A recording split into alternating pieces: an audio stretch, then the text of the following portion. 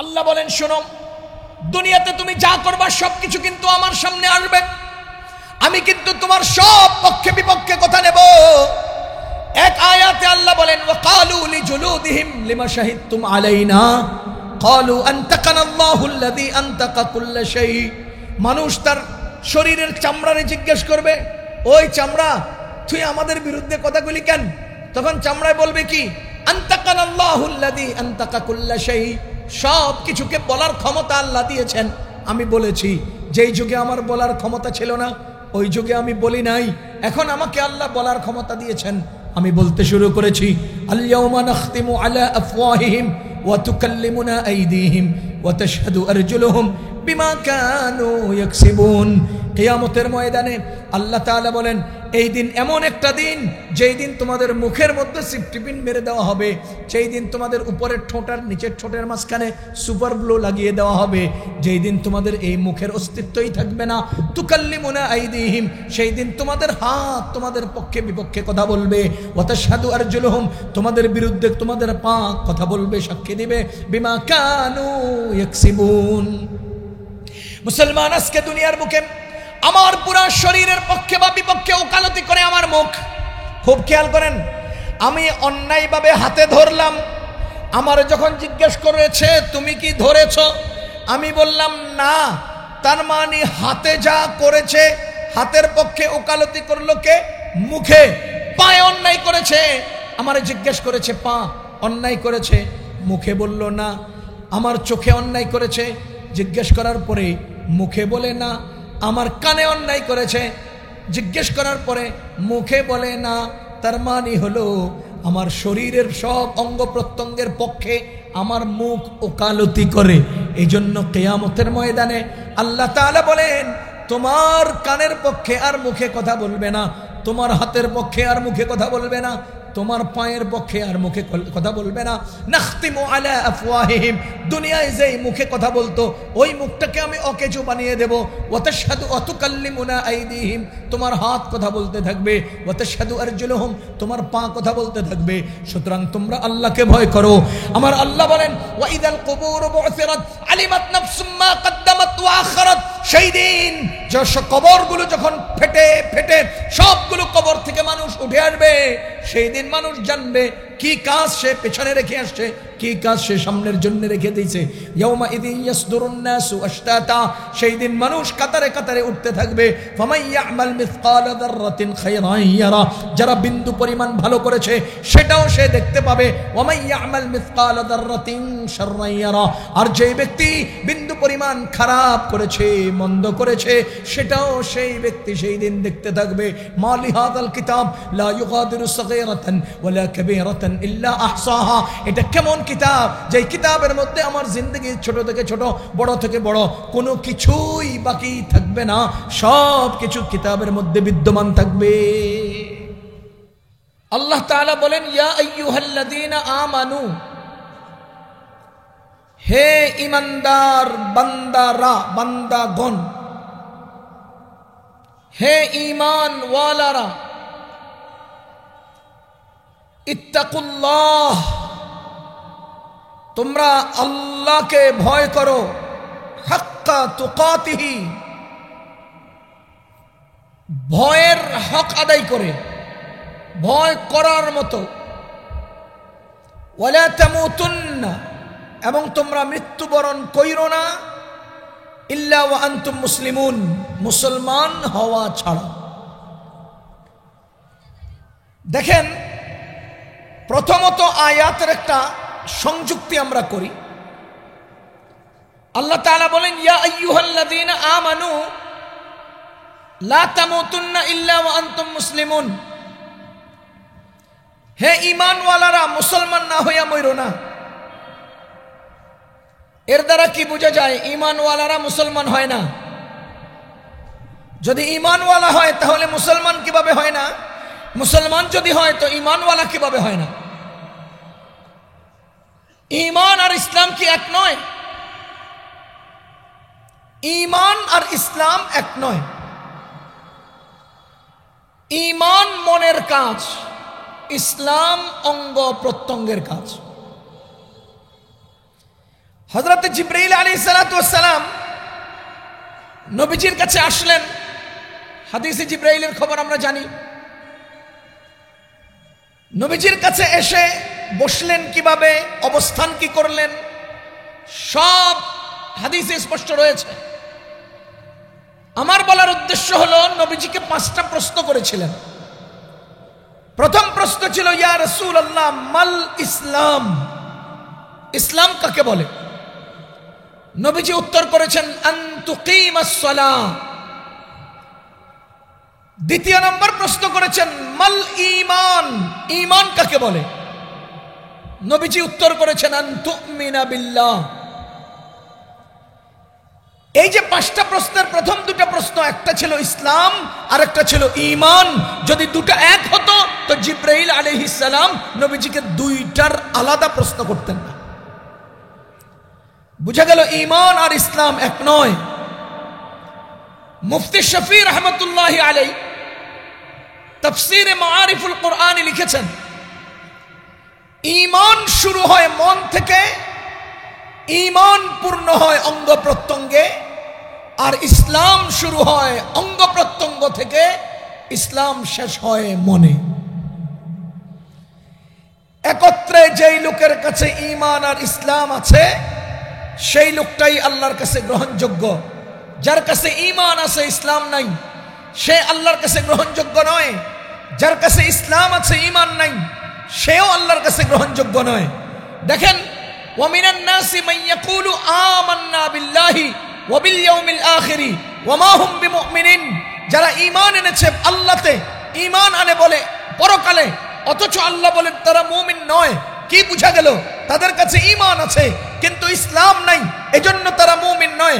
আবার মুনাফিকদের ব্যাপারে আল্লাহ তাআলা কি বলেন? যারা ইসলাম গ্রহণ করেছে, ইসলাম নিয়ে চলছে, কিন্তু আল্লাহ তাআলা সাক্ষী দিচ্ছেন, ওয়াল্লাহু ইয়াশহাদু ইন্নাহুম লাকাযিবুন, নিশ্চয় তারা মিথ্যাবাদী, তারা ঈমানদার নয়, তারা আপনাকে বিশ্বাস করে না। বুঝা গেল, যার কাছে ঈমান আছে ইসলাম নাই সে কাফের, যার কাছে ইসলাম আছে ঈমান নাই সে মুনাফিক। ঈমান আছে ইসলাম নাই কাফের, ইসলাম আছে ঈমান নাই মুনাফিক।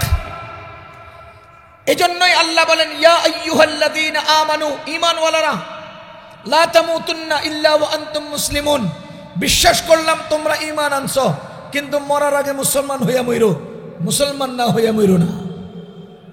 এই নির্দেশনা কার? আল্লাহ তাআলা। এবার আসেন দ্বিতীয় প্রসঙ্গ এই আয়াত সম্পর্কে। এটা বুঝার আগে আমাদের আজকে ঢাকা থেকে জামালপুর আসার যেই বাহন আমরা ব্যবহার করেছি, প্রাইভেট কার, গাড়ি, এই গাড়িটা নিয়ে আমরা একটু বুঝি। একটা গাড়িতে 3টা জিনিস না হলে গাড়িটা চলতে পারে না।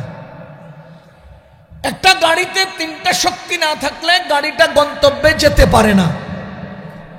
1 নাম্বার ইঞ্জিন, ইঞ্জিন না থাকলে গাড়ি রাস্তায় উঠতে পারে না। 2 নাম্বার ব্রেক, ব্রেক মজবুত না থাকলে গাড়িটা রাস্তায় নিয়ন্ত্রণ করা যায় না। 3 নাম্বার চাকা, চাকা না থাকলে গাড়িটা রাস্তায় চলার শক্তি রাখে না। বলেন তো একটা গাড়িতে কয়টা শক্তি দরকার? 1 ইঞ্জিন, সবাই বলেন তো 1, 2 ব্রেক, 2, 3 চাকা। আবার বলেন 1, 2, 3। কথা কি বুঝতেছেন? ইঞ্জিন না হলে রাস্তায় ওঠার যোগ্যতা রাখে না। ঠিক তেমনি ভাবে আমার, আপনার, আমাদের সবার গাড়ি, জীবন এটা একটা গাড়ির মতো। এই জীবনটা জান্নাত নামক গন্তব্যে যেতে হবে। সেই গন্তব্যে যাওয়ার রাস্তার নাম হলো সিরাতে মুস্তাকিম। যার কাছে ইঞ্জিন নাই, আমি বলবো ইঞ্জিন মানে ঈমান। যার কাছে ঈমান নাই তার গাড়ি সিরাতে মুস্তাকিমে উঠারই যোগ্যতা রাখে না। ইঞ্জিন যদি থাকে, ঈমান যদি থাকে, তবে সিরাতে মুস্তাকিমে গাড়ি উঠতে পারে।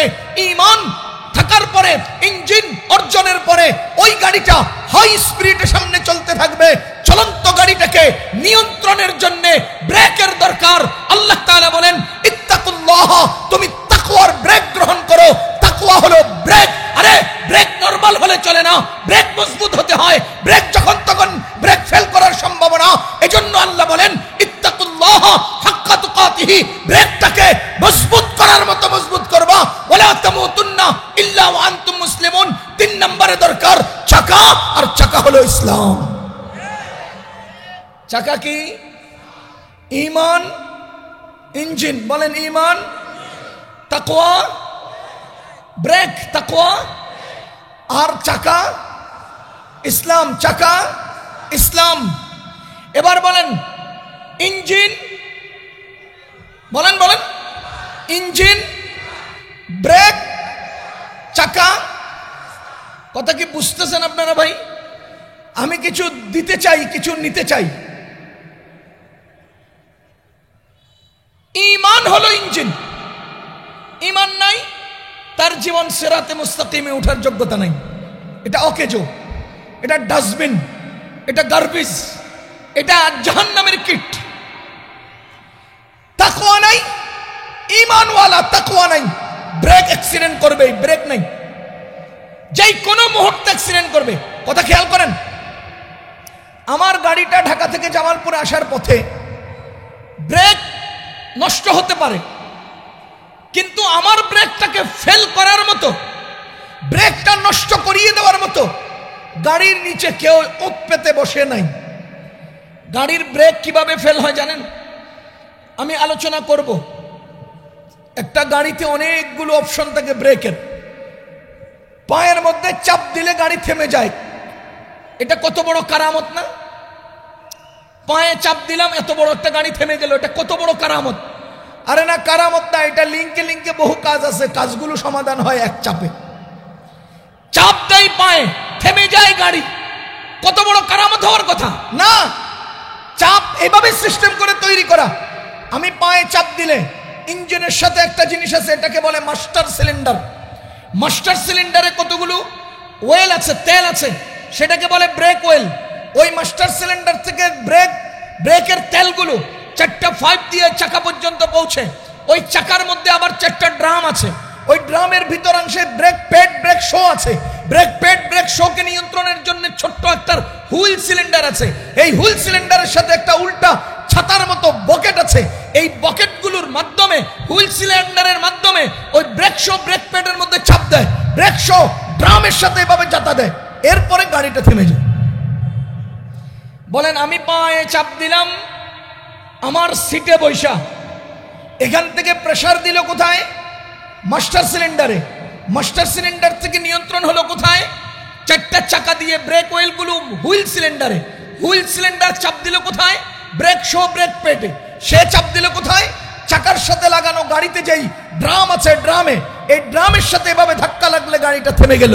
এবার আসেন, গাড়ির চাকাটাকে নিয়ন্ত্রণের জন্য, গাড়িটাকে নিয়ন্ত্রণের জন্য ব্রেকের অপশন কয়টা? অনেকগুলো। বলেন তো কয়টা? অনেকগুলো। আল্লাহ তাআলা বলেন, ইয়া আইয়ুহাল্লাযীনা আমানুত্তাকুল্লাহ, হে ঈমানওয়ালারা, ব্রেক ঠিক করো। হাক্কা তুকাতিহি, নরমাল হলে চলবে না, মজবুত ব্রেক ঠিক করো। ব্রেকটাকে ঠিক করো। শুনেন, আমার ব্রেক ফেল করিয়ে দেওয়ার জন্য কেউ ওত পেতে বসে নাই। আমার ব্রেক ফেল করে আমাকে ক্ষতিগ্রস্ত করার জন্য চলন্ত গাড়িতে, গাড়ির নিচে কেউ চুপচাপ বসে নাই।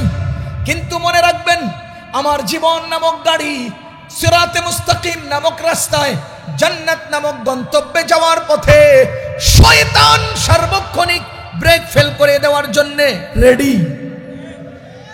সে এত বড় গজাল লইয়া বসে রয়েছে, যে কোনো টাইমে আমার ব্রেকটা ফেল করে দিতে পারে, যে কোনো টাইমে আমার চাকাকে উল্টার দিকে চালায় দিতে পারে। সে সার্বক্ষণিক আমার চলন্ত গাড়িতে আমার সাথে আছে না নাই? এবার বলেন, আমার ব্রেক নষ্ট করার মতো আমার শত্রু আমার সাথে সাথে লাগানো আছে কিনা? এজন্য আল্লাহ তাআলা বলেন, ইত্তাকুল্লাহ হাক্কা তুকাতি, তুমি নিজেকে নিয়ন্ত্রণ করার মতো ব্রেক মজবুত করো। কারণ তুমি চলছো হাই স্পিডে 1000 কিলোমিটার বেগে, কোথায়? জান্নাত নামক গন্তব্যে। কোন পথে? সিরাতে মুস্তাকিমে। এবার দেখেন, হঠাৎ করে একটা নারী আমার চোখের সামনে পড়ে যাবে, হঠাৎ করে হারাম খাবার আমার সামনে চলে আসবে, হঠাৎ করে অন্যায় একটা কর্ম আমার সামনে অফার আসবে। আমি সব সবগুলোকে নিয়ন্ত্রণ করে নিজেকে রক্ষা করতে পারলেই আমি গন্তব্যে যেতে পারবো। যেই কোনোটার মধ্যে যদি আমি হোঁচট খাই তৎক্ষণাৎ আমি অ্যাক্সিডেন্ট করব। ইয়া আইয়ুহাল্লাযীনা আমানুত্তাকুল্লাহা হাক্কা তুকাতিহ, আল্লাহ তাআলা বলেন, হে ঈমানওয়ালারা, হে ইঞ্জিনওয়ালারা, ও ইঞ্জিনওয়ালারা শুনো, তোমার ইঞ্জিন গ্রহণের পরে তুমি ব্রেকটাকে ঠিক করো। হাক্কা তুকাতিহ ওয়ালা তামুতুন্না ইল্লা ওয়া আনতুম মুসলিমুন। তোমার জীবন চলার জন্য যে চারটা চাকা আছে, চারটা চাকাকে মজবুত করো, চারটা চাকাকে গ্রহণ করো। ইসলামের পাঁচটা স্তম্ভ রয়েছে, এর মধ্যে ঈমানকে আমরা ইঞ্জিন বলে আখ্যায়িত করলাম, আর রয়েছে চারটা। আমার গাড়িতে চাকাও চারটা, বলেন আমার আর বাকি আছে কয়টা? চারটা। নামাজ, রোজা, যাকাত, হজ। এই একটা চাকাও যদি নষ্ট হয় গাড়িটা বসে যায়। আমার ইসলামের এই চারটার একটাও যদি নষ্ট হয়ে যায় আমার এই জীবন জান্নাত নামক গন্তব্যে চলে যেতে পারবে না। এই হলো আয়াতের প্রাথমিক ধারণা। এবার বলেন তো আয়াতে ঈমান কাকে বললাম? ঈমানের নাম কি দিলাম? ইঞ্জিন। ইঞ্জিন কাকে বললাম? ঈমানকে। বলেন তো তাকওয়া এর নাম কি দিলাম? ব্রেক। ব্রেক কাকে বললাম? তাকওয়াকে। আরে বলেন তো ইসলামের নাম কি দিলাম? চাকা। চাকার নাম কি বললাম? ইসলাম। এই তিনটা জিনিস শুদ্ধ না হলে জীবন জান্নাতে যাবে না। এবার আসেন আমার মূল কথায়। আমাদের হলো আলোচনার বিষয় তাকওয়া। ইয়া আইয়ুহাল্লাযীনা আমানু লা তামুতুন্না ইল্লা ওয়া আনতুম মুসলিমুন ইত্তাকুল্লাহ। হয়ে যেত, তিনটাকে তিন ভাবে বলে দিতেন, কিন্তু তাকওয়ার ব্যাপারে হাক্কা তুকাতিহি বললেন কেন? হাক্কা তুকাতিহি বলার মূল কারণ হলো তাকওয়ার গুরুত্ব অপরিসীম। তাকওয়া নাই যার, জীবনের পরিশুদ্ধতা নাই তার। তাকওয়া নাই যার, খাবার সুন্দর নয় তার। তাকওয়া নাই যার, চলন সুন্দর নয় তার। তাকওয়া নাই যার, বচন সুন্দর নয় তার। তাকওয়া নাই যার, চাহনি তার সুন্দর নয়, চলন তার সুন্দর নয়, বলন তার সুন্দর নয়, সবকিছু নষ্ট যার তাকওয়া নষ্ট। কথা কি বুঝতেছেন আপনারা? এটা বুঝার জন্য আমার নবীজির হাদিসটা শুনাই। রাসূল করিম সরকার দো জাহান মুহাম্মদুর রাসূলুল্লাহ সাল্লাল্লাহু আলাইহি ওয়াসাল্লাম ইরশাদ করেন, ইন্না ফিল জাসাদি লামুদগা, নিশ্চয়ই শরীরের মধ্যে একটা অঙ্গ আছে, নিশ্চয়ই শরীরের মধ্যে একটা অংশ আছে। ইদা ফাসাদাত ফাসাদাল জাসাদু কুল্লু, যখন সেই অংশটা নষ্ট হয়ে যায় সারা শরীরের সবগুলো অঙ্গ প্রত্যঙ্গ নষ্ট হয়ে যায়। ওয়া ইদা সালাহাত সালাহাল জাসাদু কুল্লু, আর যখন সেই অংশটা শুদ্ধ হয়ে যায় সারা শরীরের অঙ্গ প্রত্যঙ্গগুলো শুদ্ধ হয়ে যায়। মুসলমান খেয়াল করেন, আমি আপনাকে আগে শুনিয়েছি, একটা গাড়ির ব্রেকের জন্য সবচেয়ে গুরুত্বপূর্ণ যে অংশটা, সেই অংশের নাম হলো মাস্টার সিলিন্ডার। বলেন সেই অংশের নাম কি? একটা ব্রেক নিয়ন্ত্রণের জন্য সবচেয়ে শক্তিশালী ভূমিকা যে পালন করে তার নাম হলো মাস্টার সিলিন্ডার। মাস্টার সিলিন্ডার ইঞ্জিনের পাশে কয়েক মুখওয়ালা, কয়েক হাত পাওয়ালা একটা সিলিন্ডার, সেখান থেকে ওয়েলগুলোকে সে নিয়ন্ত্রণ করে চাপ দেয়। ও আল্লাহর বান্দাগণ, যদি আমাদের ব্রেক ফেল হয়, অনেকগুলো কারণে ব্রেক ফেল হতে পারে, ভিতরের বকেটটা ছিঁড়ে যায়, পাইপটা লিক হয়ে যায়, মাস্টার সিলিন্ডার খারাপ হয়ে যায়, বা অন্যান্য কারণে আমাদের গাড়ির ব্রেক নষ্ট হয়। আমাদের নবীজি বলেন, শোনো, ইন্না ফিল জাসাদি লামুদগা, নিশ্চয়ই শরীরের মধ্যে একটা অংশ আছে, ইদা ফাসাদাত, যদি সেই অংশটা নষ্ট হয়ে যায়, ফাসাদাল জাসাদু কুল্লু, সব অংশ অঙ্গ প্রত্যঙ্গগুলো নষ্ট হয়ে যায়। কিন্তু দুঃখজনক সত্য হলো আমরা সব জায়গায় অন্যকে কাজী মনে করলেও এক জায়গায় সবাই নিজেরে কাজী মনে করি। ইসলামের বেলায়, দ্বীনের বেলায়, শরীয়তের বেলায় আমরা প্রত্যেকেই নিজেরা কাজী মনে করি। না না, আপনি আপনি আর আমি সবাই কাজী না, জামানার উলামায়ে কেরাম ইসলামের কাজী। আপনারা উলামায়ে কেরামের কাছে না যাইয়া এই ইন্টারনেট থেকে ফতোয়া শিখেন কেন? উলামায়ে কেরামের কাছে না যাইয়া সাধারণ থেকে সাধারণ মানুষের কাছে দ্বীন শিখতে যান কেন? যদি ওই সমস্ত লোকের কাছে যান তো আপনাকে বিভ্রান্ত করবেই। তো আমাকে যেতে হবে বিজ্ঞ লোকের কাছে, আমি কেন আহলে হাদিসের কাছে যাব? আমাকে যেতে হবে বিজ্ঞ আলেমের কাছে, কারণ সে সেই কাজের কাজী, আমি যেই কাজের কাজী না। আমি বড় শিক্ষিত হওয়া সত্ত্বেও আমি যেই কাজের কাজী তার কাছে যেতে হবে। এবার মেকাররে জিজ্ঞেস করলাম, কি ব্যাপার, আমার এই গাড়িটা ব্রেক ফেল করলো কেন? সে সব কিছু তদন্ত করে আমার এসে বলে, হুজুর আপনার গাড়ির মাস্টার সিলিন্ডার নষ্ট হয়ে গেছে। কি নষ্ট হয়ে গেছে? মাস্টার সিলিন্ডার নষ্ট।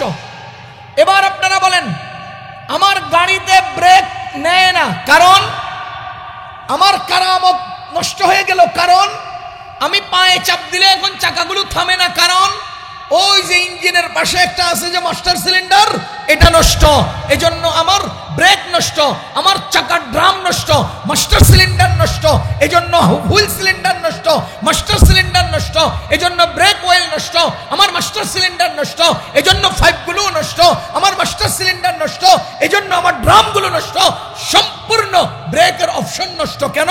আমার ওই যে মাস্টার সিলিন্ডার নষ্ট। রাসূল করিম সরকারে দো জাহান মুহাম্মদুর রাসূলুল্লাহ সাল্লাল্লাহু আলাইহি ওয়াসাল্লাম ইরশাদ করেন, রাসূলুল্লাহ সাল্লাল্লাহু আলাইহি ওয়াসাল্লাম ইরশাদ করেন, ইন্না ফিল জাসাদি লামাস্টার সিলিন্ডার। রাসূল করিম সাল্লাল্লাহু আলাইহি ওয়াসাল্লাম ইরশাদ করেন, ইন্না ফিল জাসাদি লামুদগাহ। এর কি অর্থ? ইন্না ফিল জাসাদি লামাস্টার সিলিন্ডার, ইযা ফাসাদাত ফাসাদাল জাসাদু কুল্লু ওয়া ইযা সালাহাত সালাহাল জাসাদু কুল্লু আলা ওয়া হিয়াল কলব। নবীজি বলেন, শোনো, প্রত্যেকটা মানুষের ভেতরে একটা মাস্টার সিলিন্ডার আছে। কি আছে? সবার ভেতরে একটা মাস্টার সিলিন্ডার আছে। ইদা ফাসাদাত, যখন ওই মাস্টার সিলিন্ডার নষ্ট হয়ে যায়, ফাসাদাল জাসাদু কুল্লু, তখন তার দিমাগের ব্রেক নষ্ট হয়ে যায়। ইদাম ফাসাদাত ফাসাদাল জাসাদু কুল্লু, তখন তার পায়ের ব্রেক নষ্ট হয়ে যায়, তখন তার হাতের ব্রেক নষ্ট হয়ে যায়, তখন তার চিন্তা ফিকিরের ব্রেক নষ্ট হয়ে যায়, তখন তার চোখের ব্রেক নষ্ট হয়, কানের ব্রেক নষ্ট হয়, সারা শরীরের ব্রেক নষ্ট হয়। নবীজি বলেন, ওয়া ইদা সালাহাত সালাহাল জাসাদু কুল্লু, আর যখন সেই মাস্টার সিলিন্ডারটা ঠিক হয়ে যায়, তখন সারা শরীর অঙ্গ প্রত্যঙ্গগুলো ঠিক হয়ে যায়। নবীজি বলেন, আলা ওয়া হিয়াল কলব, সেই মাস্টার সিলিন্ডারের নাম হলো কলব। মাস্টার সিলিন্ডারের নাম কি? ও মুসলমান, আমি আপনার বিবেককে জিজ্ঞেস করতে চাই, জোরে করে উত্তর দিবেন। যারা আমার দেশের হাজার হাজার কোটি টাকা চুরি করে বিদেশে বাগান বাড়ি বানায়, সমস্যা কোথায়? জোরে বলেন, জোরে বলেন, জোরে বলেন। যারা আজকে আমাদের দেশে দুর্নীতি করেন, একমাত্র কারণ মাস্টার সিলিন্ডার নষ্ট হয়ে গেছে। আমার দেশের সম্পদ যারা বিদেশে পাচার করে, মাস্টার সিলিন্ডার খারাপ হয়ে গেছে। যারা আয়না ঘরে মানুষ হত্যা করে, মাস্টার সিলিন্ডার খারাপ। যারা আবরার ফাহাদের মতো লোককে পিটিয়ে পিটিয়ে হত্যা করে, মাস্টার সিলিন্ডার খারাপ। খোদার কসম, যারাই চাঁদাবাজি করে, যারাই চুরি করে, যারাই ডাকাতি করে, যারাই টেবিলের নিচে দিয়ে খাম আদান প্রদান করে, যারা করোনা কালের তেলের বোতল নিজের খাটের নিচে ঢুকায়, সবগুলোর কারণ একটা। বলেন, সবগুলোর কারণ কয়টা? ও দুনিয়ার মুসলমান শুনেন, যদি আপনি জুলুম অত্যাচার চালু করেন, বেশি দিন টিকতে পারেন না, পারবেন না, পারেন না, পারবেন না। যতই আপনি স্লোগান দেন, আমি সকালে ঘুম থেকে উঠে প্রথমেই যায় নামাজ খুঁজি, যতই আপনি স্লোগান দেন, আমি প্রতিদিন 70-80 রাকাত অতিরিক্ত নফল আদায় করি, খোদার কসম, এগুলো সব চাপাবাজি অথবা অভিনয়। আপনার আসলে মাস্টার সিলিন্ডার খারাপ। যারা বলে আসেন খেলা হবে, যারা বলে আসেন খেলা হবে, আপনাদেরকে আমরা সতর্ক করেছিলাম, শুনেন নাই? কোরআনের আয়াত দিয়েছিলাম, শুনেন নাই? দিন দিয়েছিলাম, শুনেন নাই? আহ্বান করেছিলাম, শুনেন নাই? আসেন খেলা হবে, আহ্বান করেছিলাম। বলেছিলেন, ওরে দুনিয়ার মানুষ, ওয়াকালা ফিরাউন উতুনি বিকুল্লি সাহিরিন আলিম, ফিরাউনে সব শিক্ষিত জাদুকর খেলোয়াড় দিয়েও খেলা পারে নাই, তোগো তো সব অশিক্ষিত। ফিরাউনের খেলোয়াড়রা অশিক্ষিত ছিল না শিক্ষিত? ওয়াকালা ফিরাউন উতুনি বিকুল্লি সাহিরিন আলিম, সব শিক্ষিত খেলোয়াড় আছে, পারে নাই, তোদের তো সব অশিক্ষিত খেলোয়াড়। আরে এইসব অশিক্ষিত খেলোয়াড়ে পারবে না যে আমরা জানতাম, এজন্যই জোহরের আজান দেওয়া হয়েছে, জোহরের টাইম শেষ হওয়ার আগে সব খেলা শেষ। সব খেলা কি শেষ? ও মিয়া, মাস্টার সিলিন্ডার খারাপ হলে যা করে, মাস্টার সিলিন্ডার খারাপ হলে যা করে। ফেরাউনের ক্ষমতা ছিল 400 বছর। বলেন ফেরাউনের ক্ষমতা ছিল কয়শো বছর? কোরআন শরীফে ফেরাউনের নাম এতবার আইলো কেন? কোরআনে কারীমে ফেরাউন প্রসঙ্গ এত আলোচনা আসলো কেন? মনে রাখবেন, কোরআনে কারীমে 25 জন নবীর নাম আসছে, নবী রাসূলের নাম আসছে 25 জন। এর মধ্যে মুসা আলাইহিস সালামের একারই 36 বার আসছে। মুসা আলাইহিস সালামের নাম কোরআনে কয়বার আসছে? 36 বার। এবার বলেন মুসা আলাইহিস সালাম আর ফেরাউন অনেকটাই তো লাজেম মালজুমের সম্পর্ক, কি কোন? একজনের সাথে আলোচনা, একজনের আলোচনা থাকলে অন্যের আলোচনা থাকবেই। আরে আপনি সূরা বাকারা থেকে শুরু করে একদম সূরা যারিয়াত পর্যন্ত আল্লাহ প্রায় সূরার মধ্যে ফেরাউনের গল্প কেন শুনাইছেন? কেন শুনালেন? ফেরাউনের কাহিনী এত বেশি আসতে হবে কেন? এর মূল কারণ সে পৃথিবীর সর্বদীর্ঘ সময়ের ক্ষমতাসীন ছিল। এক, সে পৃথিবীর সর্বোচ্চ অহংকারী বাদশা ছিল। দুই, সে পৃথিবীর সর্বসেরা মাফিয়া আর ফাসাদকারী ছিল। তিন, চার, সে পৃথিবীর সবচাইতে নিকৃষ্টভাবে ধ্বংস হয়েছিল। এই সব কারণে তার আলোচনা কোরআনে আসছে। সে অনন্য উদাহরণ, সে দুনিয়ার জন্য উদাহরণ, সে কিয়ামত পর্যন্ত আগত মানুষের জন্য উদাহরণ। আল ইয়াউমা নুনাজ্জিকা বিবাদানিকা লিতাকুনা লিমান খালফাকা আয়া। আল্লাহ বলেছেন ফেরাউন, তোর অস্তিত্বকে বাঁচিয়ে রাখলাম কিয়ামত পর্যন্ত আগত মানুষের জন্য শিক্ষা হিসেবে। তার মানে পরবর্তীদের জন্য ফেরাউন শিক্ষা। এবার বলেন তো ফেরাউন কয়শো বছর ক্ষমতায় ছিল? ফেরাউন সর্বোচ্চ অহংকারী ছিল কিনা? ফেরাউন ফাসাদকারী ছিল কিনা? ফেরাউন দুর্নীতিবাজ ছিল কিনা? ফেরাউন ধ্বংস হয়েছিল কিনা? আমি আমার দূরবীন দিয়া যখন তাকাই, আপনাদের দেশের পরাজিত ক্ষমতাসীন ওরাও মাত্র 15 বছরে ফেরাউনের 400 বছরের সব কিছু করছে। ফেরাউন এত জলদিবাজি করে নাই, এজন্য তার জুলুম, অত্যাচার, অহংকার, এজন্য তার অন্যায় অবিচার 400 বছর টিকে গেছে। তোমরা জলদিবাজি করেছ, এজন্য তোমরা 15 বছরের পরে 16তম বছর শেষ করতে পারো নাই। ও মুসলমান, ফেরাউন দাবি করেছে আনা রাব্বুকুমুল আ'লা, আমি হলাম বড় খোদা, আমি হলাম বড় খোদা। নাউজুবিল্লাহি মিন যালিক। আমার একটা ছোট্ট প্রশ্ন ছিল, এরে ভাই, যেই ফেরাউন এই দুনিয়ার বুকে ছিল, ফেরাউনের সাথে তার খেলার সঙ্গী ছিল, তার পড়ার সঙ্গী ছিল, তার গোসলের সঙ্গী ছিল, তার বাজারের সঙ্গী ছিল, কিন্তু সেই ফেরাউন তার বাজারের সঙ্গীর সামনে বসে কয় আমি তোগো খোদা। প্রশ্ন হলো, এই বেটা আমার লগে খেলতে গেল, বাজারে গেল, গোসলে গেল, পুকুরে গেল, ঈদগাহে গেল, অমুক জায়গায় গেল, তমুক জায়গায় গেল, কিন্তু এই বেটাই আমার সামনে কয় আমি নাকি তার খোদা। জুতো খুলল ওরে পিটাইল না কেন? কথা কন। একই যুগের মানুষ যদি কেউ কয় যে আমি তোর খোদা, তোরে আমি কালকে দেখলাম আমার লগে পানিতে ডুবাইলি, তুই এবার কেমনে খোদা হইলি? পিটাইয়া সোজা করা উচিত না? কিন্তু পিটাইলো না কেন? কেরে ভাই পিটাইলো না কেন? এটা বুঝার জন্য গত 15 বছরের চামচাদেরকে দেখলেই বোঝা যায়। সে বলে কি? ফেরাউন বলে আনা রাব্বুকুমুল আ'লা, আমি তোমাদের বড় খোদা। আর তোমাদের মহিলা নেত্রী কি বলে? আমি 18 কোটি মানুষকে খাওয়াই। আমার বোন বলে তুমি 10 লাখ রোহিঙ্গারে কেন খাওয়াইতে পারবা না? যে খাওয়ায় হ্যাঁ তো রব, যে খাওয়ায় হ্যাঁ কি? আর ফেরাউন নিজের রব দাবি করছে, আর এই 18 কোটিরে খাওয়াই দাবি করছে। যেই বেডির নিজের পেশাব কন্ট্রোলের ক্ষমতা নাই, হ্যাঁ নাকি 18 কোটি মানুষের খাওয়ায়। কথা বুঝতেছেন না? আচ্ছা, আজকে দুপুর আপনারা খানা খাইছেন নি? খানা খাইছেন? বলেন তো, এই মেলান্দো থানা না এটা?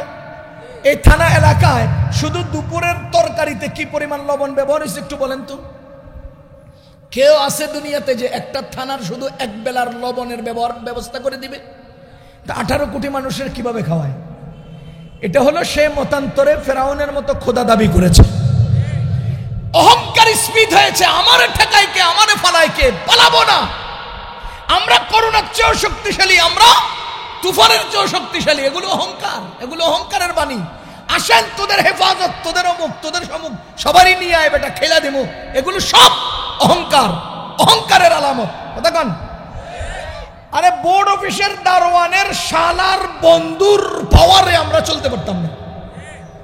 দারোয়ানের শালার বন্ধুর, চেয়ারম্যান না, চেয়ারম্যানের অফিসের দারোয়ান। আরে দারোয়ান না, দারোয়ানের শালা না, শালাও না, শালার বন্ধু, হের পাওয়ারে সমাজে চলা যেত না। এরকম অহংকারী আপনারা হয়েছিলেন কিনা? খুব জলদি হয়ে গেছেন, এজন্য জলদি পড়েছেন।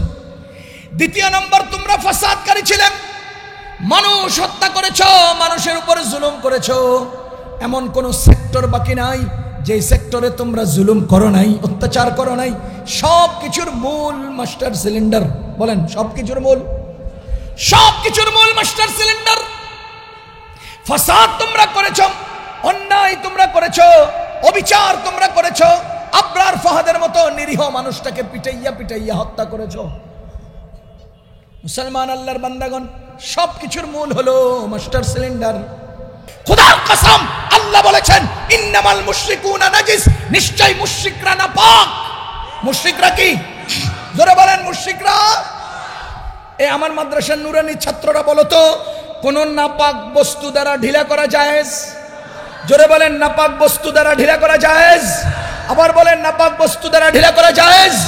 আর মুশরিকরা কি? খোদার কসম, আল্লাহ বলেছেন মুশরিকরা নাপাক, আবার আমরা, আমাদের শরীয়ত বলেছে নাপাক দিয়ে ঢিলা করা যায় না। আমরা মুসলমান মুদির মতো নাপাক দিয়া ঢিলাও করি না, ঢিলাও করি না, ঢিলাও করি না।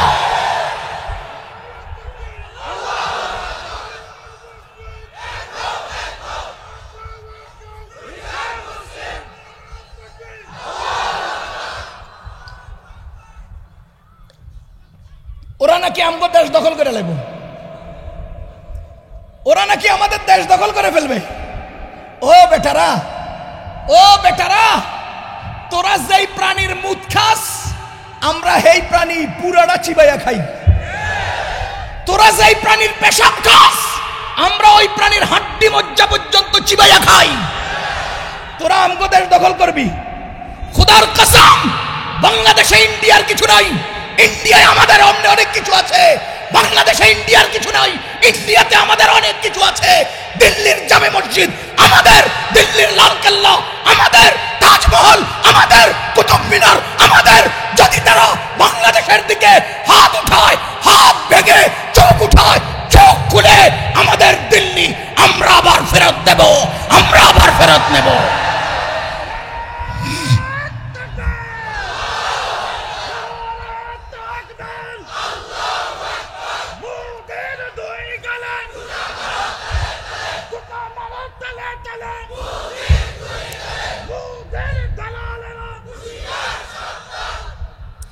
আমাদের মসজিদগুলো ভেঙ্গে তারা মন্দির বানাতে চায়। এই শুনেন, খুব খেয়াল করে শুনেন, কোরআন শরীফ আমার সামনে এখন নাই, আমি আয়াত দেখিয়ে বলতাম।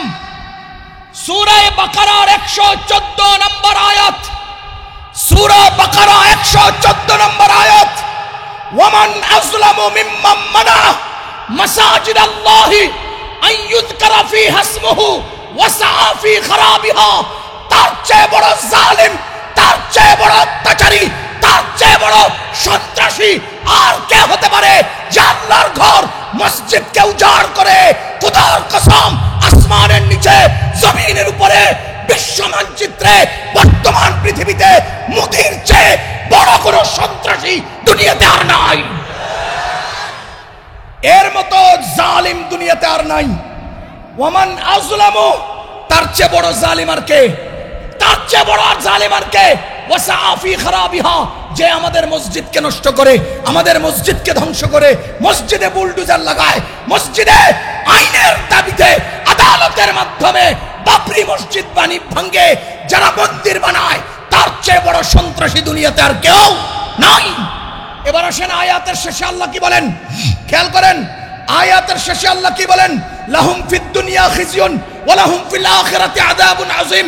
লাহুম ফিদ দুনিয়া খিজিয়ুন, মনে রাখবেন আমার অস্তিত্বের চেয়ে সত্য কোরআন, আসমানের অস্তিত্বের চেয়ে সত্য কোরআন। বেশি দিন নাই, ইন্ডিয়া এক ভয়ঙ্কর লাঞ্ছনা, গঞ্জনা, অপদস্থতার শিকার হবে। ইন্ডিয়া অচিরেই ভেঙে চুরমার হয়ে যাবে। ইন্ডিয়া পাপ অপদস্থতার অতল গহ্বরে নিমজ্জিত হবে। কে বলেছে? আল্লাহ বলেছেন। কত নম্বর আয়াত? সূরা বাকারার 114 নম্বর আয়াত পড়ে দেখেন, লাহুম ফিদ দুনিয়া খিজিয়ুন, বেশি দিন নাই ইন্ডিয়া লাঞ্ছনার অতল গহ্বরে নিমজ্জিত হবে, কোরআন বলেছে। সুতরাং যাদেরকে দিয়ে আমরা ঢিলা করি না, তোমরা হেদের আঁচল তলে যে আশ্রয় নিছ। যাদেরকে দিয়ে আমরা ঢিলাও করি না, তোমরা তাদের আঁচল তলে আশ্রয় নিয়েছ। আবার যখন তখন উড়ে আইসা জুড়ে বইরার চেষ্টা করতেছ। না না, পারবা না। বাংলাদেশে আর কখনো এই দল ক্ষমতায় আসবে না, পৃথিবী মানুষকেও নিবে না, নিবে না। এখন আপনি বলবেন এরা তো মাঝে মধ্যে ফল দেয়। আমি বলবো সুইচ অফ করে দেওয়ার পরেও ফ্যান কিছুক্ষণ ঘুরে, ফ্যানের সুইচ অফ করার পরেও ফ্যান কিছুক্ষণ ঘুরে। এই ঘুরার অর্থ নতুন করে চলে উঠা না, এই ঘুরার অর্থ আস্তে ঠান্ডা হয়ে যাওয়া। অমিয়া পানির স্রোতের উপর দিয়ে ছোট্ট পোকামাকড় ভেসে যাওয়ার সময় খড় কুটা তালাশ করে বাঁচার জন্যে, এরা যখন খড় কুটার মতো, এরা যখন ছোট্ট পিঁপড়া মাছির মতো ভেসে যাচ্ছে, তখন তারা শ্রমিক আন্দোলনের নামে একবার আবখাবলা দিছে, আবার আনসারদেরকে ধরছে, আবার আদালত ঘেরাও করার চেষ্টা করছে, আবার ওই সনাতনীদেরকে ধরছে, আবার ওই এতাহাতিদেরকে ধরছে, সবকিছুর পরে ইন্ডিয়াতে ধরছে। সবকিছুর শেষে আমরা বলছি তোমরা খড় কুটার মতো ভাসতে থাকবা, আর জীবনেও দাঁড়াতে পারবা না। এজন্য বিগত পরাজিত সরকারের তত্ত্বাবধানের তাদের সাথে যারা যুক্ত ছিলেন তাদেরকে আমরা অনুরোধ করছি, দুইটা অনুরোধ। কয়টা অনুরোধ? এক নাম্বার অনুরোধ হলো, জিন্দেগিতে আর আওয়ামী লীগের সদস্য ছিলেন পরিচয় দিবেন না। যারা অত্যাচারী জালিম তাদের সহযোগী ছিলেন বলতে আপনার লজ্জা করা উচিত। যারা মানুষ হত্যা করে তাদের দলের সদস্য ছিলেন বলতে লজ্জা করা উচিত। যারা দেশের সম্পদ বিদেশে পাচার করে তাদের সদস্য ছিলেন বলতে লজ্জা করা উচিত। এজন্য আর কখনো পরিচয় দিবেন না, এক নাম্বার অনুরোধ। দুই নাম্বার অনুরোধ, আপনাদের দলের নামের শেষে লীগ আছে, আমাদের দাওয়াতে একটা মেহনতের নামের শেষে লীগ আছে। তাবলীগ আর আওয়ামী লীগ দুইজন মিলে যান, সব আওয়ামী লীগ তাবলীগে যান, চিল্লা লাগান, মানুষ হন। দাওয়াত দুইজন মিলে যান, তাবলীগে যান, মানুষ হন। আপনারা মানুষের কাতারে পড়েন না। বলেন তো এত সব নষ্টামি, এত সব ভণ্ডামি, এত সব নিকৃষ্ট অবস্থান কেন? মাস্টার সিলিন্ডার খারাপ কয় না? আরে ওয়াজ ভুলে গেলে হবে না, মাস্টার সিলিন্ডার খারাপ। ও মুসলমান, ফেরাউনের পতন আর তোমাদের পতন এক। বলেন দুজনের পতন, একজন ডুবে গেছে আর একজন উড়ে গেছে। এবার বলেন তো পরবর্তীদের জন্য শিক্ষা হিসেবে দুনিয়াতে থাকার দরকার আছে না নাই? আল-ইয়াওমা নুনাজ্জিকা বিবাদানিকা লিতাকুনা লিমান খালফাকা আয়া। আজকে তোমার বডিটা আমি রেখে দিলাম, আজকে তোমার জিসিমটাকে আমি অক্ষত রেখে দিলাম, লিতাকুনা লিমান খালফাকা আয়া, পরবর্তীদের জন্য শিক্ষা হিসেবে, পরবর্তীদের জন্য শিক্ষা হিসেবে। এবার আপনারা বলেন ফেরাউনের বডি দুনিয়াতে আছে না নাই? কোথায় আছে? সবাই বলেন জাদুঘরে। সবাই বলেন কোথায় আছে? এ মুসলমান, ফেরাউন পরবর্তীদের জন্য শিক্ষার উপকরণ, তাকে আল্লাহ তাআলা জাদু করে রাখছেন। আর তোমাদের নেত্রীর শরীর তো বাঁচাইয়া রাখার ওয়াদা নাই, কিন্তু তার অন্যায়, অবিচার, অপকর্ম, জুলুম, অত্যাচার পরবর্তীদের জন্য শিক্ষা হিসেবে রাখার দরকার আছে না নাই? এই জন্য আল্লাহ জালিম ফেরাউন রে রাখছেন জাদুঘরে, আর জালিম হাসিনার গণভবন রে বানাইছেন জাদুঘর। কি মিল, কি সুন্দর মিল দেখেন। বলেন বলেন, এক জালিম আছে কই, আরেক জালিমের ঘর কি? তাইলে এখন ফেরাউনের আইনা খালি হাসিনার ঘরের মধ্যে রেখে দিলে দোনো জালিম একাত্রে লিতাকুন লিমান খালফাকা আয়া। এই দোনোটাই পরবর্তীদের জন্য শিক্ষা। কথা কি বুঝতেছেন আপনারা? বলেন তো, এই সবগুলো অনিষ্টের মূল কারণ, এই সব কিছুর মূল কারণ মাস্টার সিলিন্ডার খারাপ, মাস্টার সিলিন্ডার খারাপ। আলা ইন্না ফিল জাসাদি লামুদগা, নিশ্চয়ই মানুষের শরীরের মধ্যে একটা অংশ আছে, ইদা ফাসাদাত ফাসাদাল জাসাদু কুল্লুম, যখন সেই অংশটা নষ্ট হয়ে যায় তখন তার পুরো অঙ্গ প্রত্যঙ্গের ব্রেক নষ্ট হয়ে যায়। সেই অঙ্গ প্রত্যঙ্গ ব্রেক নষ্ট হয়ে যায়, সেই বিশেষ অংশের নাম হলো কলব। সেই বিশেষ মাস্টার সিলিন্ডারের নাম কি? কলব। সুতরাং কলবকে শুদ্ধ করো। এক হাদিসের মধ্যে আসছে রাসূল করিম সরকারে দো জাহান মুহাম্মদুর রাসূলুল্লাহ সাল্লাল্লাহু আলাইহি ওয়াসাল্লাম নিজের সিনার উপরের বাম পাশে ইঙ্গিত করে বলেন, আত্তাকওয়া হাহুনা, আত্তাকওয়া হাহুনা, আত্তাকওয়া হাহুনা। তার মানে কলবটা এখানে থাকে, তাকওয়ার গোডাউন এই জায়গায়, তাকওয়ার গোডাউন এই জায়গায়। পুরা শরীর নিয়ন্ত্রিত হয় এখান থেকে। তার মানে কলব হলো ইঞ্জিন, শরীর হলো বগি। কলব কি? শরীর কি? ইঞ্জিন যেদিক যায় বডি সেদিক যায়। কলব হলো পরিকল্পনাকারী, কলব হলো প্ল্যান মাস্টার। কলবে প্ল্যান করে, পরিকল্পনা করে, আর অঙ্গ প্রত্যঙ্গ সেই পরিকল্পনা বাস্তবায়ন করে। আপনি শুয়ে আছেন, হঠাৎ করে দাঁড়িয়ে জামা কাপড় গায়ে দিয়ে এরপরে মনকে বললেন, মন তুই একটু বাজারের দিকে যাবি নি, দেখ। সিস্টেম কি এটা? না মনে আগে কয় বাজারে চল, এরপরে আপনি উঠে জামা গায়ে দেন? কে আগে কয়? জামা গায়ে দেওয়ার পরে মনকে বলে, না মনে বললে জামা গায়ে দেয়? কথা বলেন। তাইলে বুঝা গেল মন হলো প্ল্যানকারী, পরিকল্পনাকারী। মন যেদিকে প্ল্যান করে সেই দিকেই অঙ্গ প্রত্যঙ্গ পরিচালিত হয়। এজন্য কলবের মধ্যে তাকওয়ার গোডাউন, কলব হলো তাকওয়ার হেডকোয়ার্টার, কলব হলো তাকওয়ার মাস্টার সিলিন্ডার। যদি এই কলব নষ্ট হয় পুরো অঙ্গ প্রত্যঙ্গ নষ্ট।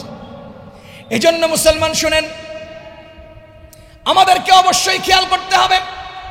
আজকে দুনিয়াতে অন্যায়, অবিচার, অত্যাচার, অন্যান্য সমস্যাগুলোকে বন্ধ করার জন্য চেষ্টা করা হয়।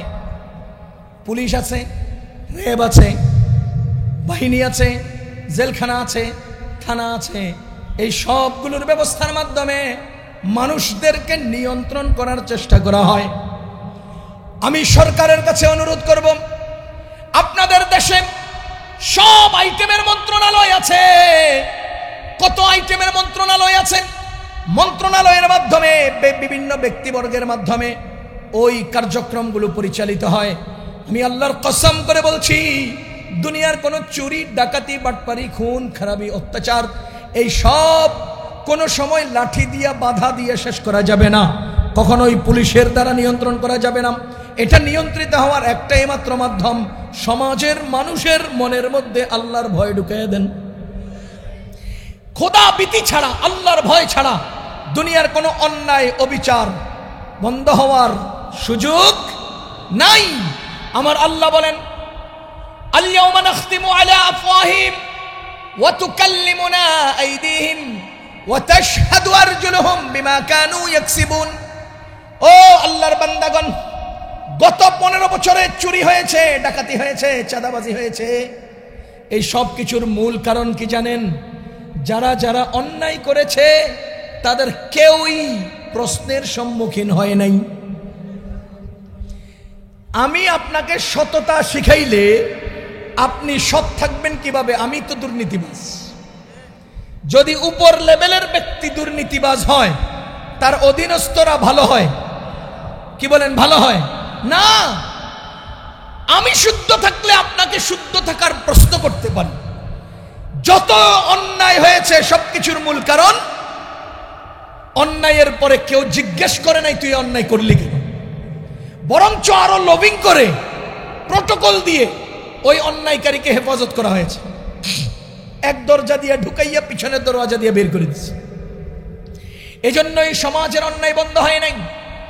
যদি আমরা আমাদের মানুষের অন্তরে আল্লাহর কাছে জবাবদিহি হতে হবে এই প্রশ্ন ঢুকাইয়া দিতে পারি, আরে তুমি আরেকজনের হক নষ্ট করছো, আল্লাহর দরবারে কি জবাব দিবা? তুমি চাঁদাবাজি করছো, আল্লাহর দরবারে কি জবাব দিবা? এইভাবে যদি আমরা একটা অবস্থান তৈরি করতে পারি, বলয় তৈরি করতে পারি, তাহলে এই সমাজ থেকে অন্যায় বন্ধ হবে। আল্লাহ বলেন, শোনো, দুনিয়াতে তুমি যা করবা সবকিছু কিন্তু আমার সামনে আসবে। আমি কিন্তু তোমার সব পক্ষে বিপক্ষে কথা নেব। এক আয়াতে আল্লাহ বলেন, ওয়াকালু লিজুলুদিহিম লিমা শাহিদতুম আলাইনা ক্বালু আনতাকানা আল্লাহুল্লাযী আনতাকা কুল্লা শাই। মানুষ তার শরীরের চামড়ারে জিজ্ঞেস করবে, ওই চামড়া, তুই আমাদের বিরুদ্ধে কথাগুলি কেন? তখন চামড়ায় বলবে কি? আনতাকানা আল্লাহুল্লাযী আনতাকা কুল্লা শাই। সব কিছুকে বলার ক্ষমতা আল্লাহ দিয়েছেন। আমি বলেছি, যেই যুগে আমার বলার ক্ষমতা ছিল না ওই যুগে আমি বলি নাই, এখন আমাকে আল্লাহ বলার ক্ষমতা দিয়েছেন, আমি বলতে শুরু করেছি। আল-ইয়াওমা নাখতিমু আলা আফওয়াহিহিম ওয়া তুকাল্লিমুনা আইদিহিম ওয়া তাশহাদু আরজুলুহুম বিমা কানু ইয়াকসিবুন।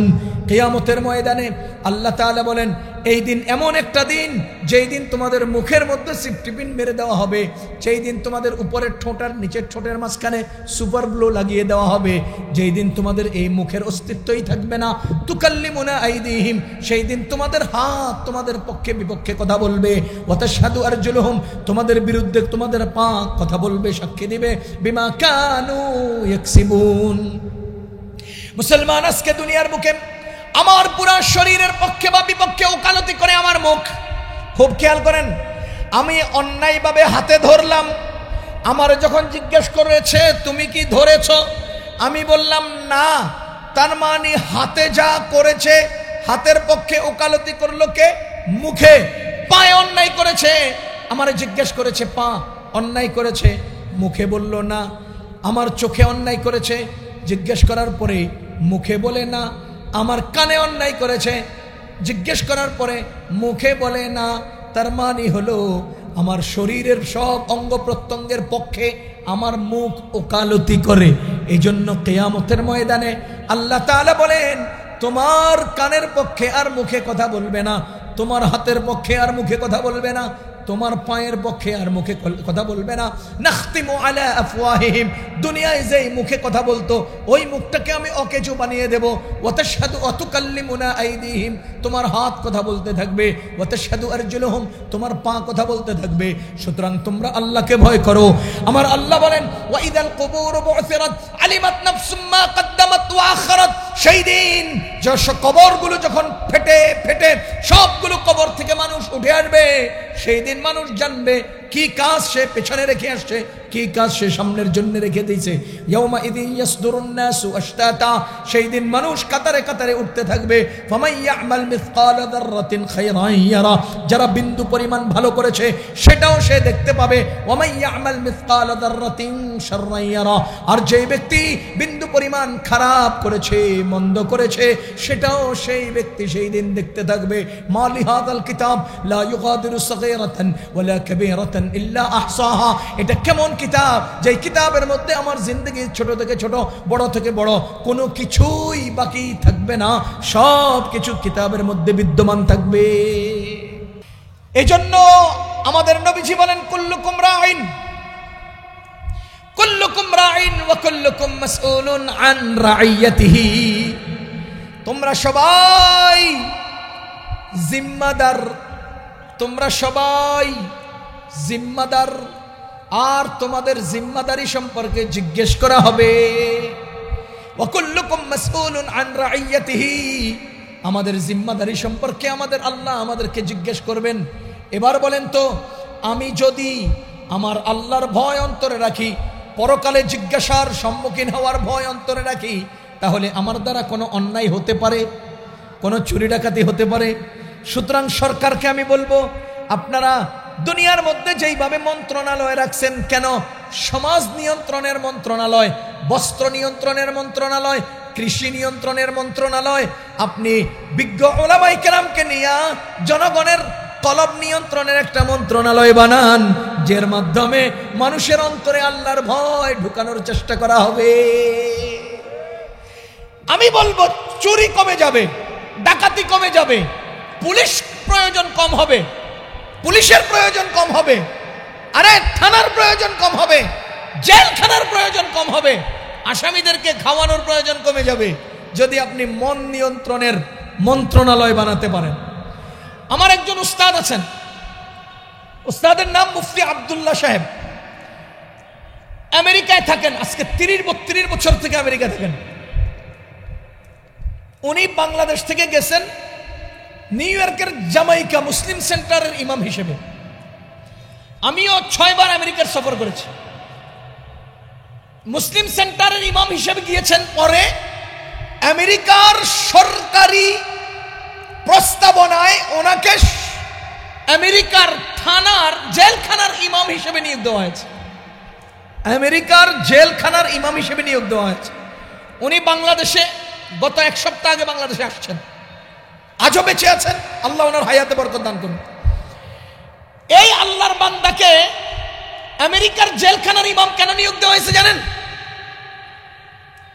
যাতে করে আমেরিকায় ক্রাইম করা অত্যাচারী, জালিম, ডাকাত, চোর এরা জেলখানায় আসলে হুজুরে তাদেরকে বুঝাইয়া তাশকিল কইরা ভালো পথে আনে। উনি বলতেছেন যে আমার কাছে 1000-এর উপরে মানুষ মুসলমান হয়েছে। ওই যে কাজ কি ওনার, সবচেয়ে বড় ডাকাত ওরে লইয়া বসে বসে তাশকিল করা, বুঝানো, তাকে সৎ পথে আনার চেষ্টা করা, তো ভালো করার চেষ্টা করা। আপনারা বলেন তো, চোখ বন্ধ করে দুনিয়ার বুকে ভালো করার চেষ্টার পথ কয়টা? কয় না। ইসলাম আর কোনোটা আছে? দুনিয়াতে মানুষ ভালো করার পথ আর কোনোটা নাই। দুনিয়াতে মানুষ ভালো করার পথ আর কোনোটা নেই ইসলাম ছাড়া। তো হুজুরে তাকে ভালো করার পথের দিকে আহ্বান করে, তো হ্যাঁ আস্তে আস্তে মুসলমান হয়ে যায়। আর সরকার এই লোক মুসলমান বানায়, সরকার জানে এই লোকে মেহনত করে খ্রিস্টান থেকে মুসলমান বানাচ্ছে, সরকার জানে। সরকার তাকে বেতন দেয়, পেনশন দেয়, যাবতীয় আয়োজন করছে। কেন? এর কারণ হলো ওই জেলখানায় আসা আসামিদেরকে উনি মেহনত করে তাদেরকে মুসলমান বানায়, তাদেরকে ডাকাতির রাস্তা থেকে অন্য রাস্তায় নিয়ে আসে। ও মিয়া, আমেরিকার জেলখানায় যদি সরকারিভাবে অর্থ খরচ করে একজন মানুষকে সৎ পথে আনার জন্য ইমামের নিয়োগের প্রয়োজন হয়, ওই ওই ওই ওই কাজটা আমার দেশে যদি আমরা করতে পারি, বলেন এই দেশের মানুষ কি পরিমাণ সোনার মানুষে পরিণত হবে। এই জন্য আমি বলবো আলাদা একটা মেহনতের জায়গা করেন। আপনারা সৌদি সরকারের দেওয়া অনুদান দিয়া মডেল মসজিদ বানাইছেন, যা সবগুলো মসজিদকে এখন বিজ্ঞ ওলামায়ে কেরামের মাধ্যমে মানুষের মন নিয়ন্ত্রণের কারখানা বানিয়ে দেন, মানুষের মনের উপর মেহনতের একটা কারখানা বানিয়ে দেন। মানুষের মন হলো সবচেয়ে বড় জঘন্য। মানুষের মন যে আক্রান্ত হলে ওই মন মানুষকে বাঁচাইতে পারে না। আল্লাহ তাআলা মানুষকে 2টা জিনিস দিয়েছেন, একটার নাম হলো তন, একটার নাম হলো মন। আল্লাহ তাআলা মানুষকে কয়টা জিনিস দিয়েছেন? একটার নাম হলো তন, একটার নাম হলো মন। এই তনকে খাবার দিতে হয়, মনকেও খাবার দিতে হয়। তন অসুস্থ হলে চিকিৎসা করতে হয়, মন অসুস্থ হলে চিকিৎসা করতে হয়। বলেন মনের চিকিৎসা দরকার আছে না নাই? তনের চিকিৎসার যেমন দরকার, মনের চিকিৎসারও দরকার। আজকের রাস্তাঘাটে তনের চিকিৎসার কারখানা আছে, আজকের শরীরের চিকিৎসার ডিসপেন্সারি আছে, হাসপাতাল আছে, মেডিকেল আছে। এমনকি মানুষের তন তথা শরীরের চিকিৎসার জন্য ঔষধ মুদি দোকানেও পাওয়া যায়, কিন্তু মানুষের মনের চিকিৎসার কারখানা নাই, মানুষের মনের চিকিৎসার জায়গা নাই, মানুষের মনের চিকিৎসার আয়োজন নাই, হাসপাতাল নাই। ও মুসলমান, তনের চেয়েও মনের গুরুত্ব বেশি, তনের চেয়েও মনের গুরুত্ব বেশি। শরীরে যদি রোগে আক্রান্ত হয় মানুষ, একজন মানুষ আক্রান্ত হয়, আর মনে যদি রোগে আক্রান্ত হয় 10 জন মানুষ আক্রান্ত হয়। আমি উদাহরণ দিচ্ছি, শরীরের 3টা রোগ, মনের 3টা রোগের উদাহরণ দিই। শরীরের 1 নম্বর রোগ হলো মনে করেন ডায়াবেটিস। ডায়াবেটিসে আক্রান্ত হয়ে কিডনি ড্যাম হয়ে গেছে, লোকটা মারা গেছে। বলেন তো একটা লোক মারা গেলে তার ঠিকানা কোথায়? কবর। বলেন না কোথায়? এবার আপনারা বলেন, অহংকার নামক রোগ শরীরের না মনের? জোরে বলেন না। قال رسول الله صلى الله عليه وسلم لا يدخل الجنة من كان في قلبه مثقال خردل من الكبر مثقال حبة من الكبر। নবীজি বলেন ওই ব্যক্তি জান্নাতে যাবে না যেই লোকের অন্তরের মধ্যে সরিষার দানা পরিমাণ অহংকার আছে। এবার বলেন তো, যেই লোকটা ডায়াবেটিস আক্রান্ত হলো, রক্ত নষ্ট হলো, তার কিডনি নষ্ট হলো, সে মারা গেল, ঠিকানা কোথায়? যে লোকটা অহংকারে আক্রান্ত হলো তার ঠিকানা কোথায়? এবার বলেন, মনের রোগ বড় না শরীরের রোগ বড়? কথা কি বুঝতেছেন আপনারা? দ্বিতীয় নম্বর শরীরের রোগ হাই প্রেশার। হাই প্রেশারে আক্রান্ত হয়ে মানুষ স্ট্রোক করে, একবার দুইবার তিনবার স্ট্রোক হলে মানুষটা মারা যায়। মারা গেলে তার ঠিকানা কোথায়? পক্ষান্তরে মনের আরেকটা রোগের নাম হলো হাসাদ। মনের আরেকটা রোগের নাম হলো হাসাদ। قال رسول الله صلى الله عليه وسلم ان الحسد ياكل الحسنات كما تاكل النار الحطب। নিশ্চয়ই হিংসা মানুষের জিন্দেগীর আমলকে এমন ভাবে পুড়িয়ে দেয় যেমনি ভাবে জ্বলন্ত কাঠকে আগুন, শুকনো কাঠকে আগুন জ্বালিয়ে দেয়। এটা বোঝার জন্য আমি আপনাকে ডিজিটাল একটা উদাহরণ দিই। মোবাইল আছে না? মোবাইলের মধ্যে মেমোরি কার্ড মাঝে মধ্যে ভাইরাস আক্রান্ত হয় কিনা? আমার একটা উদাহরণ আমি আপনাকে শোনালে বুঝবেন। আজ থেকে বেশ কয়েক বছর আগে আমি বাংলাদেশের, ইন্ডিয়ার, পাকিস্তানের বড় বড় আলেমদের বয়ান সংগ্রহ করছি। বড় বড় আলেমদের বয়ান সংগ্রহ করছি। সংগ্রহ করে আমি আর কারোরে দেই না। এক দোস্ত বলতেছে আমাকে একটু শেয়ার ইট বা ব্লুটুথ দিয়ে দেন। আমি কইছি না, আমি দিলে তো আমার কাছেই আছে, আর কারো কাছে নাই, যে ভাবটা এটা তো থাকবে না। পরে আমার আরো ঘনিষ্ঠজন, একজন দোস্ত আরো ঘনিষ্ঠ, টঙ্গী কলেজ গেটে তার অফিস ছিল, কম্পিউটার ছিল। ওখানে গেলাম, সে আমারে কয় যে আপনি এত দুর্লভ বয়ানগুলো পাইছেন, আমাকে একটু দেন, আমি কপি করে রাখি। ঠিক আছে, তারা দিলাম। সে কয় এনি শেয়ার হোক, শেয়ার ইট হোক বা ব্লুটুথ হোক, নিতে অনেক সময় লাগবে, মেমোরিটা খুলে দেন, মেমোরি রাইডারে ঢুকাইয়া কম্পিউটারে 1 মিনিটে কপি করে লাই। দিছি আমি বেচারারে। আল্লাহর বান্দা কম্পিউটারে দেওয়ার সাথে সাথে আমার মেমোরি কম্পিউটারে ওপেন হয় না, মোবাইলে ওপেন হয় না। আপনারা বলেন তো কি সমস্যা? বলেন না। এই যে হের কম্পিউটার থেকে একটা ভাইরাসে আমার মেমোরিতে অ্যাটাক করছে, এখন আমার মেমোরি অল ডিলিট বা ফরম্যাট দেওয়া ছাড়া কোনো উপায়? আমাদের নবীজি বলেন ইন্নাল হাসাদা ইয়াকুলুল হাসানাত কামা তাকুলুন নারুল হাতাবা। নিশ্চয়ই হিংসা এরকম ভাইরাস, যেই ভাইরাসে তোমার পূর্ণ আমল নামাকে ফরম্যাট করে দেবে। নিশ্চয়ই হিংসা এমন এক ভাইরাস, যেই ভাইরাস তোমার আমল নামায় গভীর রাত্রে তাহাজ্জুদকে জ্বালিয়ে দিবে, তোমার সাদকাকে জ্বালিয়ে দিবে, হজকে নষ্ট করবে, সাদকাত নষ্ট করবে, জিকির নষ্ট করবে, সব আমল শেষ করে দিবে। ভাইরাস কে? হাসাদ। এবার আপনি বলেন, যেই লোকটা হাই প্রেসারে আক্রান্ত হলো, সেই লোকটা স্ট্রোক করলো, মারা গেল, সে একজন আক্রান্ত হলো। কিন্তু যেই লোকটা হিংসায় আক্রান্ত হলো মনের মধ্যে, ওই লোক তার জিন্দগির পুরা আমলগুলোকে চুরি করে খেয়ে ফেলল। একজন লোক 20 বছর পর্যন্ত বিদেশ করলো, বিদেশ থেকে আইসা ব্যাংকে গেছে তার টাকা উঠাবে। ব্যাংকে তার অ্যাকাউন্ট নাম্বার দেওয়ার পর ব্যাংক কর্মকর্তা ঘাটিয়া ঘুটিয়া দেখিয়া বলিল, আপনার অ্যাকাউন্টের পিন হ্যাক করিয়া আপনার 20 কোটি টাকার উপার্জন নিয়ে গেছে কেউ একজন। এবার বলেন, এই লোক দাঁড়িয়ে থাকতে পারবে না স্ট্রোক করবে? সে কি দাঁড়িয়ে থাকতে পারবে না ধাপ করে নিচে পড়ে যাবে?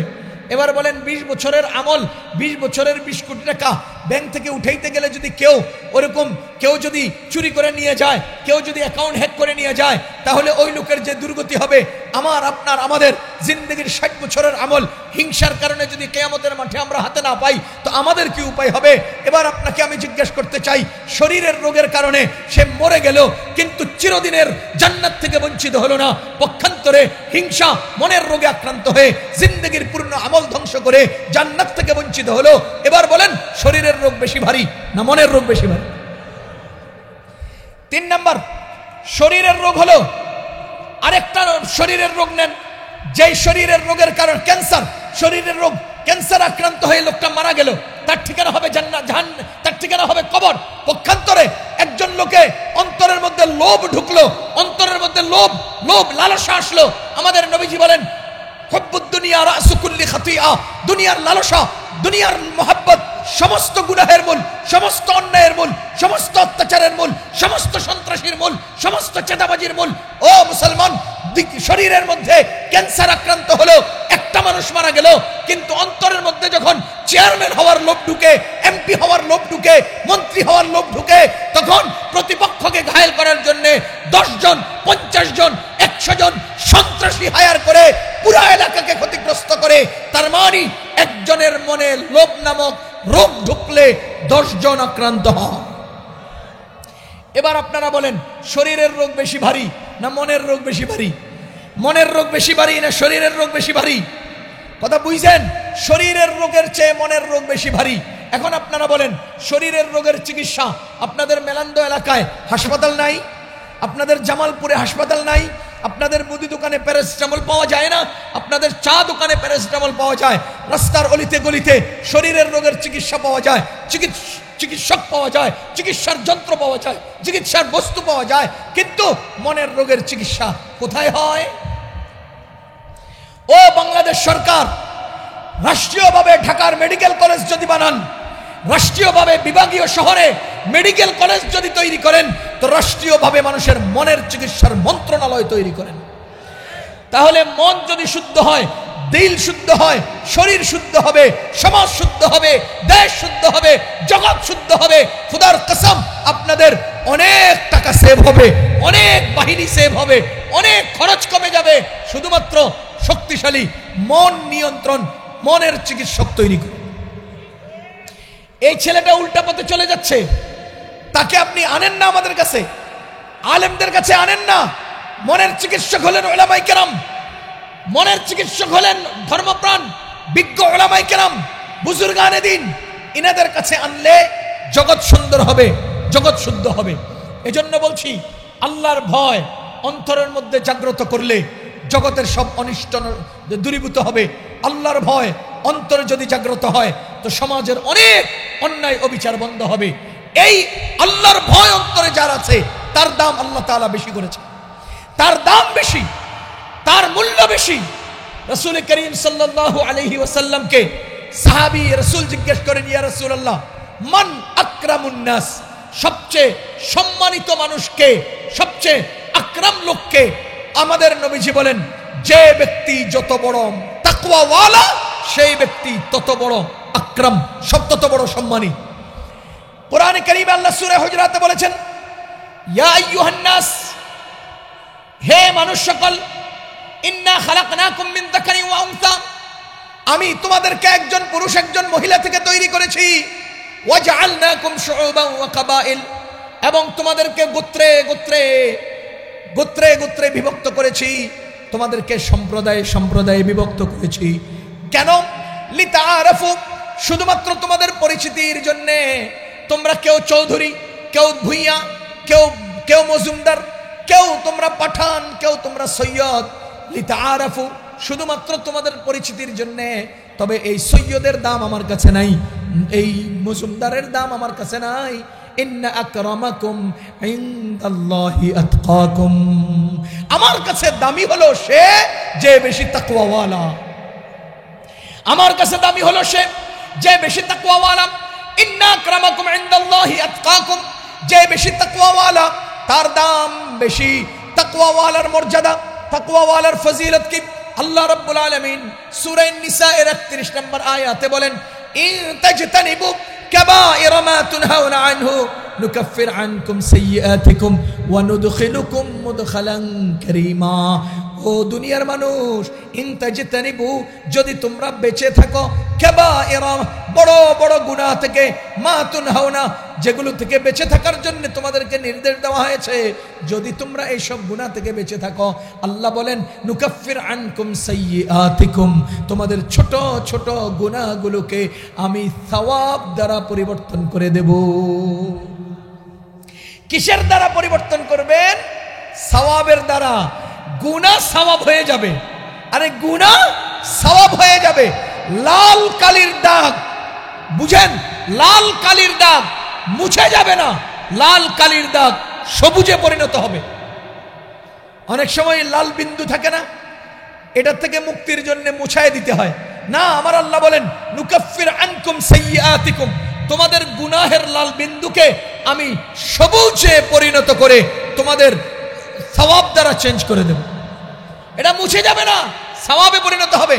এক হাদিসের মধ্যে আসছে, রাসূল করিম সাল্লাল্লাহু আলাইহি ওয়াসাল্লাম বলেন, কিয়ামতের ময়দানে আল্লাহ তাআলা এক বান্দাকে বলবেন, ও বান্দা, তোর জিন্দেগিতে কি কি গুনাহ আছে আমার কাছে নিয়ে আয়, তোমার কি কি গুনাহ আছে আমার কাছে নিয়ে আসো।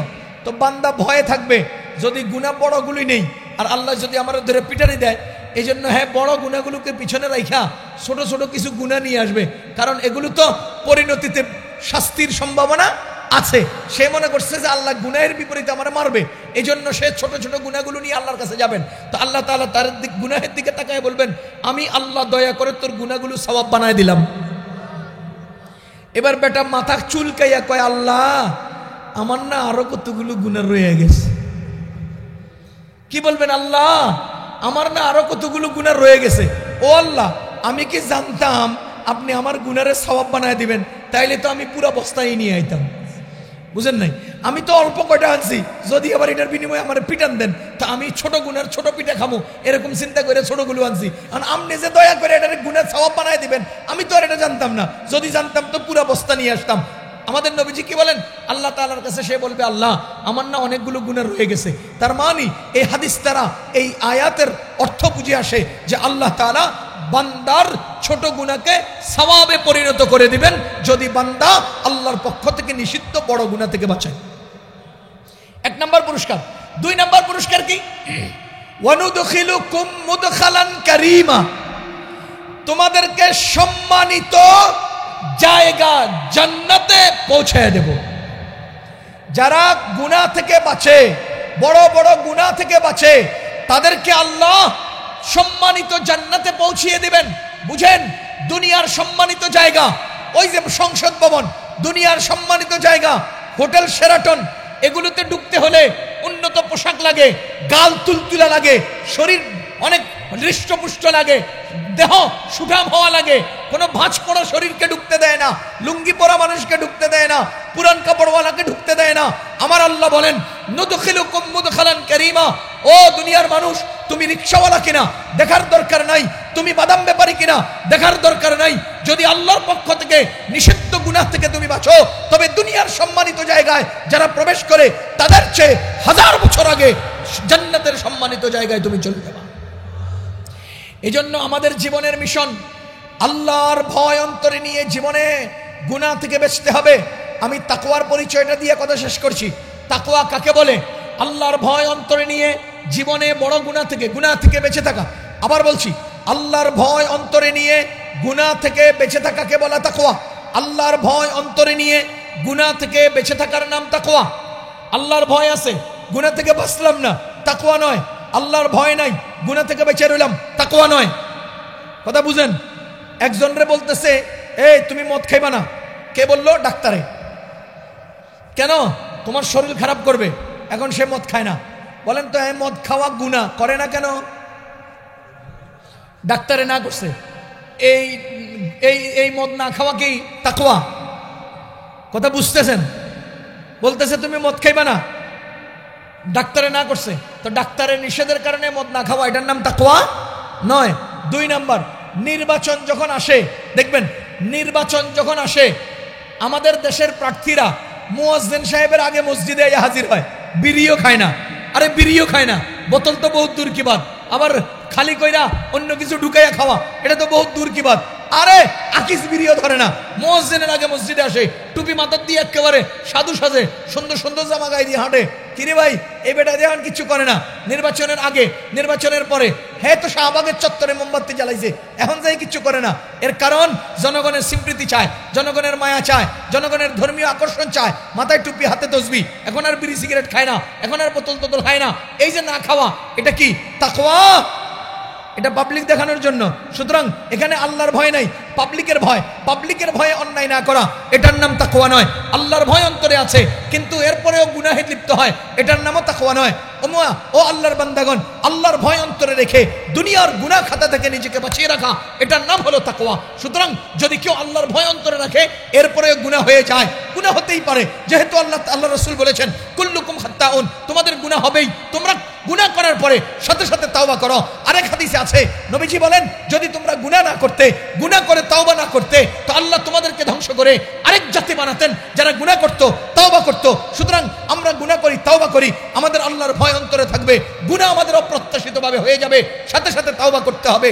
পক্ষান্তরে আল্লাহর ভয় অন্তরে না রেখে জনগণের ভয়ে, ডাক্তারের পরামর্শে বা অন্য কোনো উপায়ে যদি গুনাহে লিপ্ত না হই, এটার নাম তাকওয়া নয়। তাকওয়া আল্লাহর ভয় অন্তরে নিয়ে যাবতীয় গুনাহ থেকে বেঁচে থাকা। আল্লাহ তাআলা আমাদেরকে আল্লাহর ভয় অন্তরে নিয়ে সব ধরনের অন্যায় অবিচার গুনাহ খাতা থেকে বেঁচে থেকে সুন্দর, স্বচ্ছ, পরিচ্ছন্ন এবং গোছালো নিয়মতান্ত্রিক জীবন পরিচালনা করার তৌফিক দান করুন। ওয়া আখিরু দাওয়ানা আনিল হামদুলিল্লাহি রাব্বিল আলামিন। ওয়াসসালামু আলাইকুম ওয়া রাহমাতুল্লাহি ওয়া বারাকাতুহু।